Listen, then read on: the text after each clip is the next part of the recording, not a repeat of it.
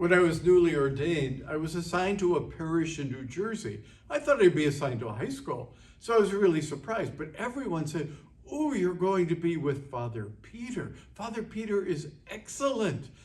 They oftentimes say, "Oh, your first pastor, when you're newly ordained, will teach you more about how to do the work of a priest than anything in the seminary." And so everyone said, "You are with the best." Well, I turned out I was with the best. Father Peter was an excellent mentor, an excellent coach, an excellent example, an excellent teacher, and just an all-around great guy. Perfect guy to have as your first pastor, as this great teacher. Today we celebrate the feast of Christ the King. What does that mean? We're Americans and kings are less and less in the world anyway. I interpret it as Christ the leader. That's what it really means, Christ the great leader. And I use as an example of great leader, Father Peter. Years ago, I took a course in the business school on management, leadership management. And they were talking about positive leadership models. And there are four that they were talking about: authentic, charismatic, servant, and transformational. And that's a good leader does all of those. And that's what I think Father Peter was.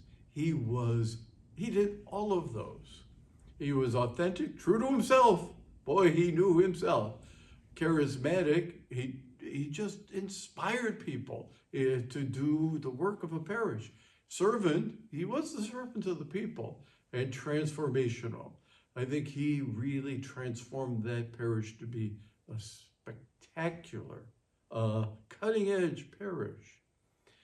That's what I think we see in today's gospel. Jesus is on trial before Pilate. They've dragged him before Pilate. But he starts to engage Pilate in this great discourse. And you can see he's being authentic, and he knows who Pilate is too. He's being charismatic. Pilate is reacting to him positively. He's being the servant of the people, and he's being transformational. He's trying to inspire Pontius Pilate. So this is what I think is the key to understanding this feast of Christ the King. It's not Jesus lording it over us.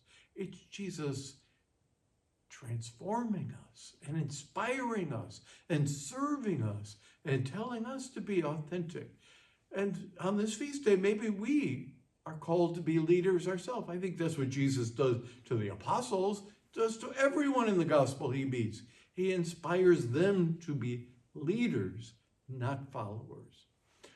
St. Teresa of Avila says, "For all who follow Christ, if they do not want to get lost, must walk along the paths he trod." He trod the paths of leadership, of being servant, authentic, charismatic, transformational.